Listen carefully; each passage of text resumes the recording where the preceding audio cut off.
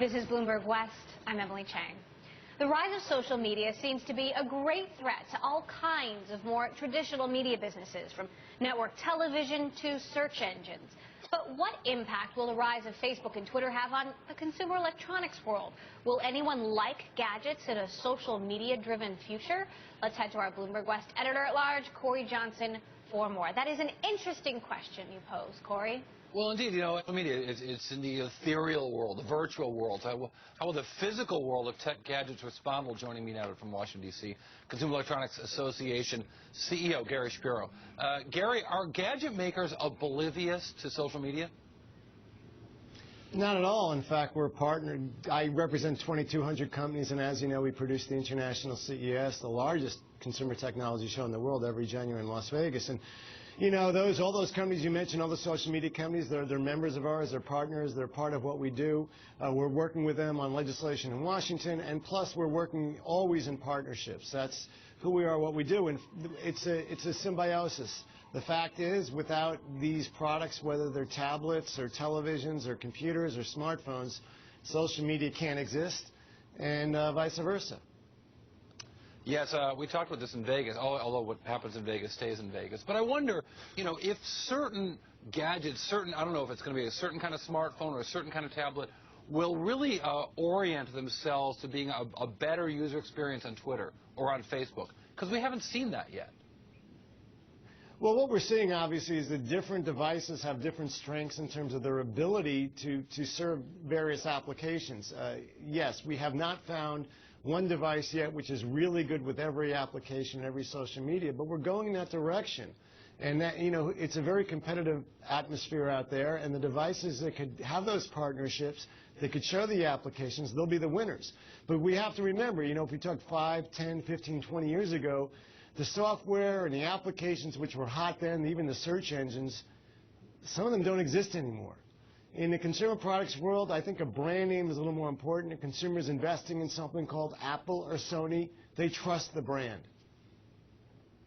You know, it's interesting because, you know, when you look at these companies that have just gone public or just about to go public, Wipon or Zynga and now Facebook, they have virtually no revenues in the mobile sphere, and yet we look, you know, just on our very show today, we've been talking over and over again about all these companies. The next thing is mobile. The biggest thing is mobile. The end of the PC, post-PC era, it's all about mobile. Do you think that mobile is where it's at in terms of the future of consumer electronics?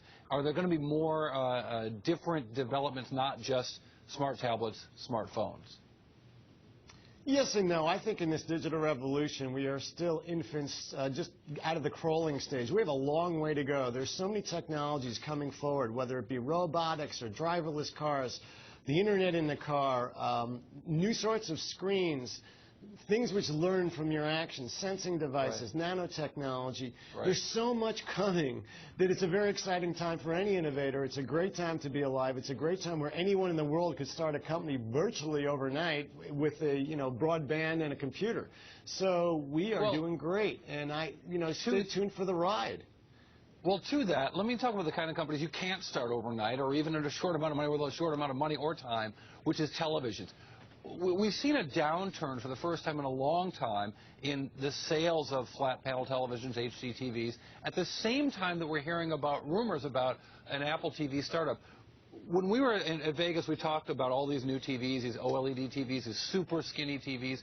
Do you see that as an era for, as a place for a lot of innovation right now?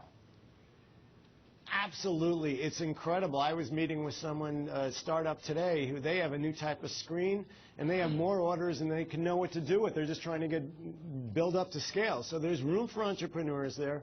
What we've seen, though, for the first time, this phenomenal explosion because of HD TV. It's slowed down a little bit as we transition to OLED and 4K and connected TV.